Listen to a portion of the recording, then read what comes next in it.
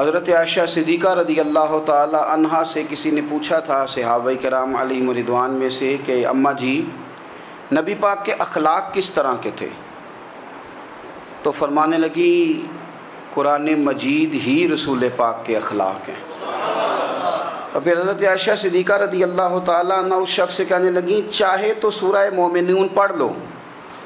تو انہوں نے یہ ابتدائی آیات سورہ مومنون کی جب تلاوت کی تو حضرت عائشہ فرمانے لگی یہی تو میرے نبی پاک کے اخلاق ہیں، اور یہی وہ آیات ہیں جن میں اللہ تبارک و تعالیٰ نے بندہ مومن سے تقاضا کیا ہے کہ اگر وہ جنت کا وارث بننا چاہتا ہے، جنت وہ جگہ ہے جہاں رسول کریم علیہ السلام کا قرب بھی ملے گا اور رب کریم کی زیارت بھی نصیب ہوگی، وہ مقام فلاح، وہ مقام کامیابی، وہ مقام جہاں اللہ تعالیٰ اپنے بندوں پر اپنی رضا نازل فرمائے گا، اس مقام کا نام مقام جنت ہے۔ تو اس سورہ مبارکہ کی ابتدائی آیات کے اندر اللہ تبارک و تعالیٰ نے ان صفات کا تذکرہ فرمایا ہے کہ اگر وہ صفات ہم اپنے اندر پیدا کرنے میں کامیاب ہو جائیں، معنی یہ ہے کہ ہمیں اللہ تبارک و تعالیٰ نے جنت کا وارث بنا دیا ہے۔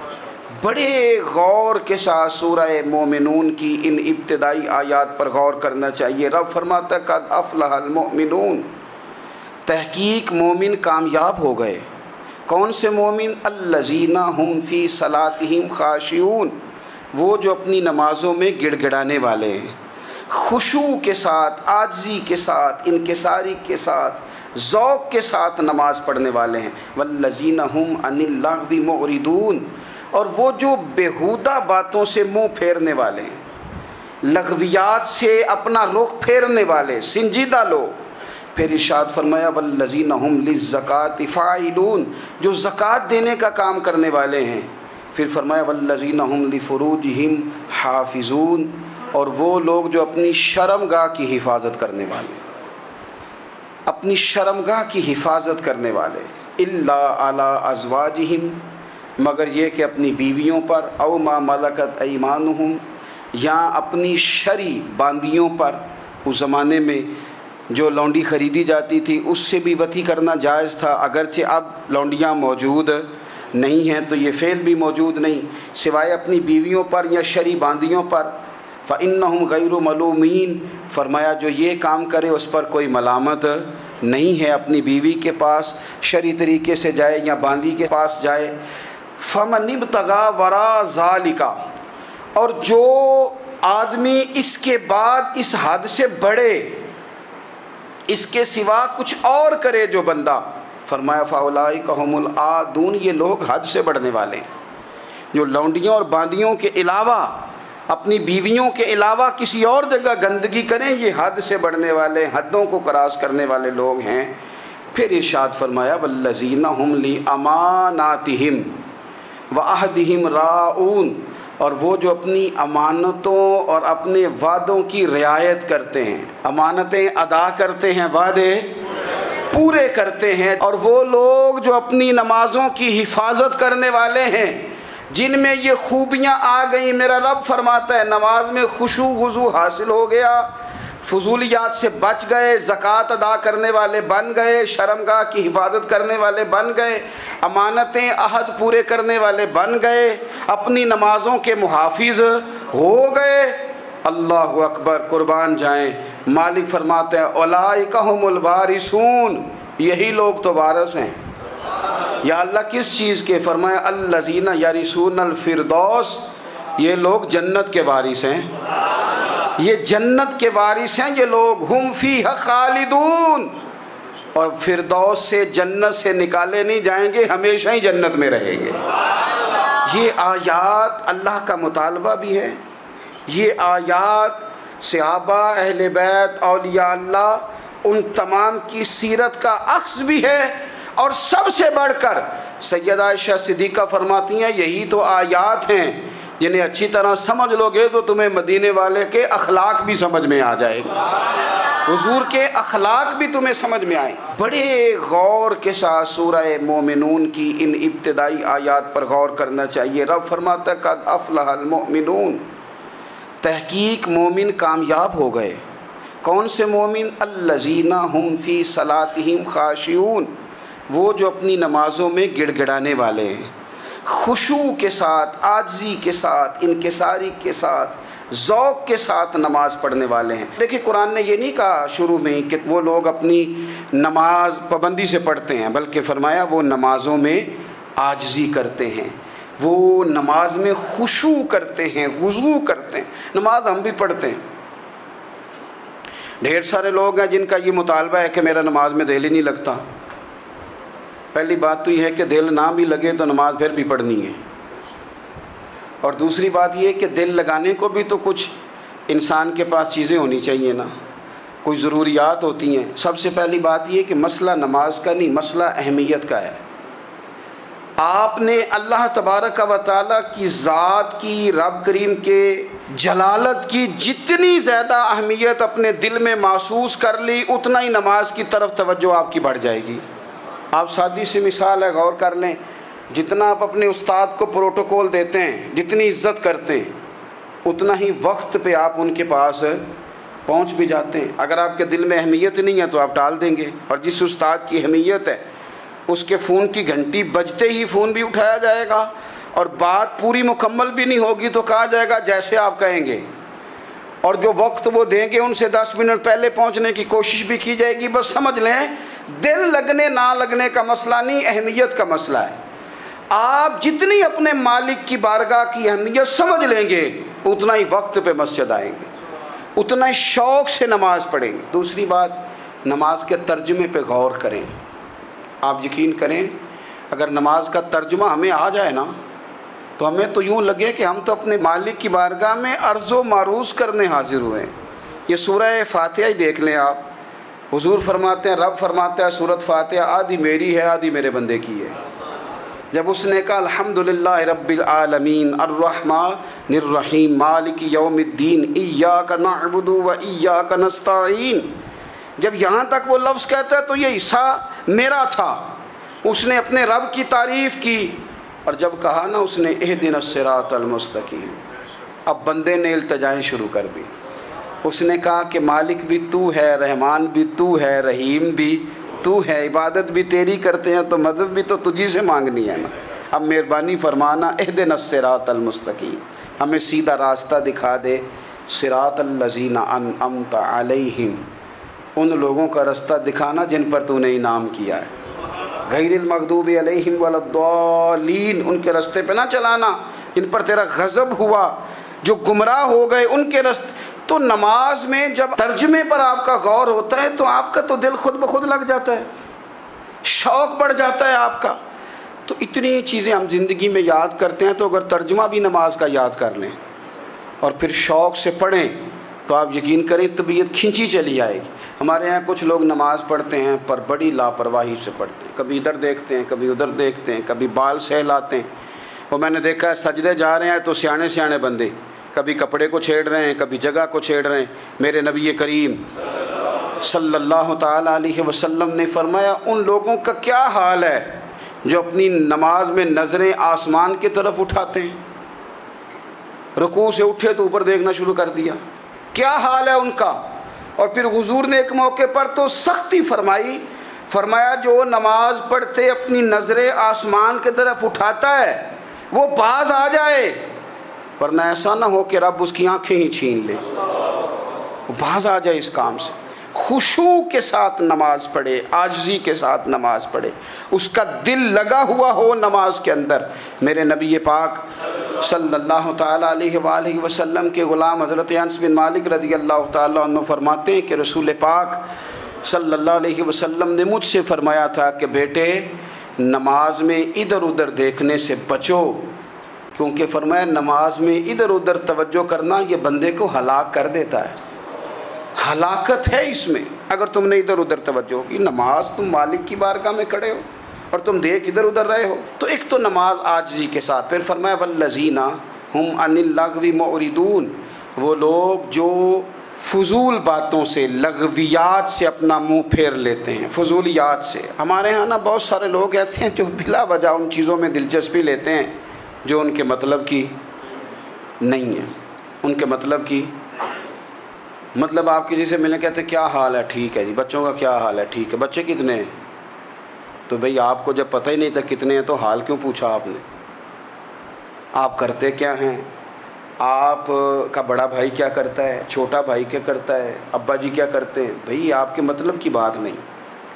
آپ مطلب کی مقصد کی بات کریں. بے مقصد باتوں میں الجھنے کی ضرورت نہیں ہے. دیکھیں، اپنا ادارہ میں چلاتا ہوں، اپنا گھر آپ چلاتے ہیں، اپنی ڈیوٹی آپ کرتے ہیں. آپ کو زیادہ بہتر پتہ ہے کہ آپ اپنا گھر کیسے چلا رہے ہیں. مجھے زیادہ بہتر پتہ ہے کہ میں مدرسہ مسجد، مجھے زیادہ بہتر پتہ ہے اس کے اندر کون سی اصطلاح کس طرح کرنی ہے. یہ مجھ سے زیادہ بہتر کوئی بندہ جانتا نہیں. اب ہم کیا کرتے ہیں، جب ہم دوسرے کے کام میں مداخلت کرتے ہیں تو دو نقصان ہوتے ہیں. ایک تو اس کے ساتھ ہمارا رائے کا اختلاف ہو جاتا ہے، اور دوسرا ہمارے اپنے بہت سارے کام رہ جاتے ہیں کیونکہ ہماری توجہ ہی دوسرے کی جانب تھی. اپنے بڑے سارے کام رہ جاتے ہیں. اس لیے بہت ساری ایسی چیزیں ہیں جن میں بلا وجہ کوئی مقصد نہیں. ہم پرانے لوگوں سے باتیں سنا کرتے تھے، ہمارے بزرگ کہا کرتے تھے جڑے پنڈ جانا نہیں، جڑے پنڈ جانا نہیں اودا راہ پوچھنے دی کی لو. لغویات میں نہ الجھیں، فضولیات میں نہ الجھیں، یعنی ٹو میں رہنا. ٹو میں آپ یقین کریں، میں نے پرسنلی طور پہ اس چیز کو محسوس کیا ہے کہ ہمارے بہت سارے اہم حقوق صرف اس لیے مس ہوتے ہیں کہ ہماری اپنے سے زیادہ توجہ سامنے والے پہ ہوتی. سامنے والے میں نے دیکھا بڑے بڑے عجیب سوال اور بڑے بڑے انوکھے سوال، مطلب یہ کہ اتنی لمبی چوڑی، اور لوگوں کو بڑا پتہ ہوتا ہے یہ فلاں آدمی جو ہے اس کے بچے کتنے ہیں، وہ بیاہ کہاں پہ ہیں، کس کس علاقے میں ان کی شادیاں ہوئی ہیں. اتنی تفصیلات کی ہمیں ضرورت نہیں ہے. ہم سے تو ہمارے بارے میں پوچھا جائے گا تو ہمیں اپنا معاملہ بڑا صاف ستھرا. دیکھیں کیا سونی بات کی مدینے والے رسول نے. قربان جائیں حضور کے جملوں پر. ایک شخص نے پوچھا حضور سونا اسلام کون سا ہے، خوبصورت مسلمان کون ہے؟ تو نبی پاک صلی اللہ علیہ وسلم نے فرمایا وہ خوبصورت مسلمان ہے جو بات اس کے مقصد کی نہیں، بے معنی ہے، وہ بات وہ چھوڑ دے. بے مقصد باتوں سے الجھنا جو بندہ چھوڑ دے وہ مسلمان بڑا سونا مسلمان ہے. ہم کمزور اس لیے ہوتے ہیں کہ ہماری توجہ زیادہ دوسروں کی باتوں پر پڑتی ہے. پھر فرمایا والذین ھم للزکاۃ فاعلون، وہ لوگ جو زکوٰۃ دینے کا کام کرتے ہیں، صدقات کرتے ہیں، خیرات کرتے ہیں، وہ کامیاب ہو جاتے ہیں. پھر فرمایا والذین ھم لفروجہم حافظون، وہ جو اپنی شرمگاہ کی حفاظت کرتے ہیں. نوجوان میری بات پر توجہ کریں. فرمایا وہ لوگ جو اپنی شرمگاہ کی، والذین ھم لفروجہم حافظون، وہ لوگ جو اپنی شرمگاہ کی حفاظت کرتے ہیں. حضور غوث پاک رضی اللہ تعالیٰ عنہ فرمایا کرتے تھے دو چیزیں انسان اپنی سنبھال لینا، ایک پیٹ اور ایک شرمگاہ. تو فرماتے تھے ولایت اس کے بڑی قریب آ جاتی. ہم نہ ان لذات میں الجھ جاتے ہیں. سیانے سیانے بندے روٹی کمر سیدھی کرنے کے لیے کھانی چاہیے، زبان کے ذائقے کے لیے نہیں کھانی چاہیے. یہ زبان کا ذائقہ لگ جائے یہ کہیں کا نہیں چھوڑتا انسان کو. اپنی شرمگاہ کی جو لوگ حفاظت کر لیتے ہیں، کوئی بڑے سے بڑا گناہ کرنے سے بھی بندہ کافر نہیں ہوتا. بندہ کفر کرنے سے کافر ہوتا ہے. گناہ بڑے سے بڑا کرنے والا بھی گناہ گار ہے، کافر نہیں. لیکن بعض گناہ ایسے ہیں جو جس وقت بندہ کر رہا ہوتا ہے اس وقت وہ مومن نہیں ہوتا. میرے نبی کریم صلی اللہ تعالیٰ علیہ وسلم نے فرمایا جب کوئی شرابی شراب پیتا ہے اس وقت مومن نہیں ہوتا.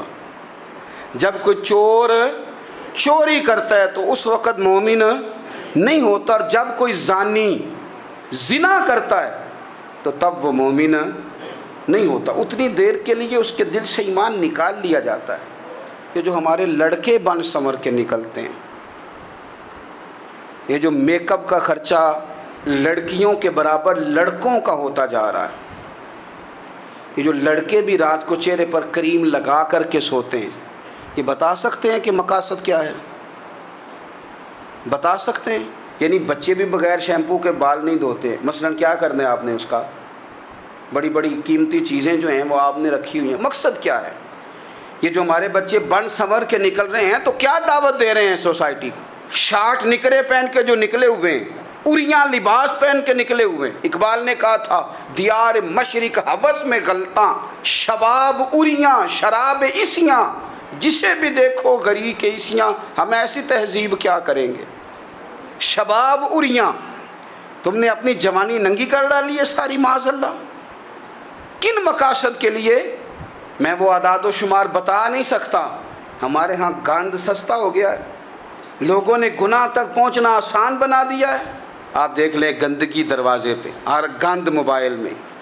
کیسے بچائیں ان بچوں کو؟ کیا کریں؟ کلیجے پھٹتے ہیں. ابھی باتیں سوچتے ہیں تو سوچتے ہیں آنے والی نسل کو کہاں لے جائیں، کہاں چھپائیں، کیا ایسا کریں کہ یہ بچ جائیں. خدا را قربان جائیں حضرت عثمان غنی پر. مصنف ابن ابی شیبہ میں صحابہ فرماتے ہیں حضرت عثمان غنی نا بڑے مالدار تھے. مال آتا ہے تو لوگ عیاش نہیں ہو جاتے، مال آتا ہے تو لوگوں کی خواہشات بہت بڑھ نہیں جاتی. بڑے مالدار تھے، مالدار بھی تھے اور سونے بھی بڑے تھے. حضرت اسامہ بن زید کہتے ہیں میں نے زندگی میں اتنا سونا بندہ نہیں دیکھا جتنے حضرت عثمان غنی خوبصورت تھے. پیسہ بھی حسن بھی، لیکن فرماتے ہیں کہ حضرت عثمان غنی سب سے بڑھ کر اپنی شرمگاہ کی حفاظت کرنے والے اور سب سے بڑھ کر صلہ رحمی کرنے والے، رشتہ داروں سے اچھا سلوک کرنے والے، حیا والے، شرم والے، پاکیزگی والے. آپ کا ذہن ہے، آپ صبح اٹھتے ہی ذہن بنا لیں کہ میں نے آج اتنا سبق پڑھنا ہے، آج اتنی تفسیر دیکھنی ہے، اتنی عبادت کرنی ہے، فلانی نعت میں نے دیکھنی ہے، فلاں خیر کا کام کرنا ہے، فلاں آدمی کے ساتھ نیکی کرنی ہے. صبح ذہن بنا لیں، آپ کا ذہن وہی کام کرنے لگے گا. لیکن اگر صبح اٹھتے ہی ذہن میں گندگی ہے، رات کو سوتے ہی معاذ اللہ ذہن میں وسوسے ہیں، تو پھر سارا دن وہی چکی چلے گی، وہی انداز رہے گا. تھوڑا سا آپ کو اس کی نگرانی کرنی ہے. تھوڑا سا فحاشی اریانی یہ تیزی سے پھیل رہی ہے، تیزی سے گندگی لوگ کشید کر کے لاتے ہیں. اور حیا کا مطلب صرف اتنا ہی نہیں ہے آپ زنا اور بدکاری سے بچیں، آپ اپنی زبان کو بھی حیا والا بنائیں. کوئی کچا کمزور جملہ، گندی بات، گالی کبھی بھی زبان پہ نہ آئے. آپ کا انداز حیا والا ہو. بے باک ہو جانا، بے باک بولنا، میں باریکی سے اس بات کو سمجھتا ہوں اور میں آپ کو بہت ساری بزرگوں کے ارشادات کا نچوڑ عرض کرنے لگا ہوں. آپ اپنا ذہن صاف کر لیں، آپ کے بہت سارے کام ویسے ہی صحیح ہو جائیں گے. چونکہ ہمارے دین کے اندر زیادہ اجر نیتوں اور ارادوں پہ ملتا ہے. آپ کے جو اندر کی پاکیزگی ہے وہ بہت سارا فضل لاتی ہے اللہ کا. اور اگر دل ہی ناپاک ہو، ذہن ہی ناپاک ہو، تو وہ خیر کی چیزیں کس طرح کر کے داخل ہوں گی؟ اپنی شرمگاہ کی قربان جائیں. نوجوانوں ذرا غور کرنا، میرے نبی کریم صلی اللہ تعالیٰ علیہ وسلم کے بارے میں حضرت عائشہ صدیقہ فرماتی ہیں کہ عرب کی کواری لڑکیاں بڑی حیا والی ہوتی تھیں، لیکن اللہ کے پیارے رسول صلی اللہ علیہ وسلم عرب کی کواری لڑکیوں سے بھی بڑھ کر حیا والے تھے. یہ ہمارے بچے مذاق میں ہمیں کئی دفعہ کہتے ہیں شادی کرا دو، شوگل میں کہہ دیتے، ابا کو کہہ دیتے ہیں، ابا کو نہیں منہ پہ آگے کہہ دیتے ہیں، کہتے ہیں یہ بڑا بھائی مصیبت بن گیا، یہ ہٹے گا تمہاری باری آئے گی. آپ کچھ ایسی باتیں کر رہے ہیں، کچھ ایسے انداز آپ اختیار کر رہے ہیں جو وزادار لوگ کرتے نہیں. شرم و حیا سے وہ چیزیں ڈھل جاتی ہیں جو باتیں ہمارے بچوں کی زبانوں پر بے باکی کے ساتھ آنے لگی ہیں. اور میں آپ کو ایک عقلی بات عرض کرتا ہوں، آپ اپنی زبان سے جو جملے خود ادا کرتے ہیں وہ جملے آپ کے دل پر بھی اثر کرتے ہیں. اگر آپ غلط بات بار بار کریں گے تو آپ کا دل بھی غلط بات کی طرف مائل ہو جائے گا. آپ 10 بار 15 بار 20 بار کوئی خیر کی بات کریں، خیر کی، تو آپ دیکھیں گے آپ کا دل بھی خیر کی طرف مائل ہو جائے گا. آپ خیر کی باتوں پر اپنے آپ کو لائیں، اچھی باتوں پر اپنی توجہ لائیں، آپ کا دل بھی اچھائی کی طرف مائل ہو جائے گا. کفل کا ایک واقعہ ترمذی میں ملتا ہے. ایک شخص کفل نام کا تھا بنی اسرائیل میں. ایک عورت مجبور تھی، اس کے بچے بھوکے تھے، تو کفل نے اسے مائل کر لیا کہ تو میرے ساتھ گناہ کرے گی تو پھر میں تیرے بچوں کی روٹی تجھے دوں گا. تو وہ عورت پہلے تو بیچاری نہ مانی، لیکن بچوں کی بھوک دیکھ کے مجبور ہو گئی. جب کفل کے قریب گئی نا وہ عورت، اس نے دروازے سارے بند کر لیے. ترمذی شریف میں اس کا واقعہ موجود ہے. چاروں جانب سے بند ہو گیا سارا کچھ. لیکن جب وہ کفل کہتا ہے میں اس بی بی کے پاس جانے لگا تو عورت کا وجود کانپتا تھا. جس بندے کو گناہ کی طرف جاتے اس کی طبیعت میں ہیجان پیدا ہو تو مانا یہ ہے کہ ابھی ذہن پورا غلیظ نہیں ہوا, ابھی طبیعت پوری گندی نہیں ہوئی, ابھی ایمان کی بہت ساری قسمیں موجود ہیں, عورت کا وجود کانپتا ہے. تو کفل کہتے ہیں کہ میں نے اسے کہا کہ سارے دروازے بند ہیں, ڈرتی کیوں ہے؟ تو کہنے لگی ڈرتی اس لیے ہوں کہ سارے دروازے بند نہیں ہوتے, ایک دروازہ کھلا ہے اور وہ دروازہ رب قدیر کا دروازہ ہے, اسے کیسے بند کیا جا سکتا ہے؟ تو کہتے ہیں جب اس نے یہ لفظ کہے تو مجھ پر بھی بات کا اثر ہوا, مجھ پر. تو میں نے کہا کہ اگر تو عورت ہو کہ رب سے اتنا ڈرتی ہے تو مجھے تو اس نے مرد بنایا ہے, تو مرد تو ہوتا ہی وہ ہے جو اپنے آپ پر کنٹرول کر سکے. تو اب نہ معاملہ آگے جائے گا, اب یہاں بات رکے گی نہیں, جا میں تجھے آزاد کرتا ہوں. عورت گئی, اس نے توبہ کی کفل نے, اور رات رو کے کہنے لگا مالک آج میں نے توبہ کی ہے تو میرے اوپر مہربانی کرنا, میری توبہ ٹوٹنے نہ پائے. رات اس نے توبہ کی, رات ہی انتقال ہو گیا. لوگوں کو پتا تھا بڑا بے حیا ہے, بد کردار ہے, گناہ گار ہے, شاید لوگ اس کا چہرہ دیکھنے بھی نہ جاتے, پر مالک کریم ہے نا. حضور فرماتے ہیں سویرے اس کے دروازے پہ لکھ دیا اللہ نے, لوگوں رب نے کفل کے سارے گناہ معاف کر دیے ہیں. اس کے دروازے پہ لکھ دیا گیا. جب آپ اپنی حفاظت کرنا چاہتے ہیں تو اللہ پھر اسباب بھی پیدا کر دیتا ہے. اپنی شرمگاہ کی, اپنی نظر کی آپ خوب حفاظت کریں. اور میں آپ کو ایک بات عرض کروں, ایک بندے کے باحیا ہو جانے سے نا, ایک بندے کے ٹھیک ہو جانے سے اس کے دائیں بائیں بے شمار لوگ ٹھیک ہو جاتے ہیں. نہ چاہتے ہوئے بھی آپ کی نیکی کا اثر آپ کے دوستوں پہ پڑتا ہے, نہ چاہتے ہوئے. اور ایک بندے کے بگڑ جانے سے اس کے دائیں بائیں بہت سارے لوگ بگڑ جاتے ہیں, بہت سارے لوگ بگڑ جاتے ہیں. آپ اگر اپنے لب و لہجے پر یہ پابندی لگا سکیں اور اپنے آپ کو اگر آپ سنبھال سکیں تو پھر یاد رکھیے گا بڑی ساری چیزیں بہتر ہو جائیں گی. کچھ چیزیں ایسی ہوتی ہیں جو ہم نہ فراخ دلی سے بانٹتے ہیں, اور کچھ چیزیں ایسی ہوتی ہیں جو مجبور ہو کر ہم دیتے ہیں. کئی دفعہ ایسا ہوتا ہے کہ سامنے والا کچھ زیادہ تکلیف میں ہوتا ہے اور ہمارے پاس بھی وسعت نہیں ہوتی, لیکن زیادہ اجر اسی بندے کو ملتا ہے جو تھوڑی تکلیف برداشت کرے اور سامنے والے کی تکلیف کو دور کرے.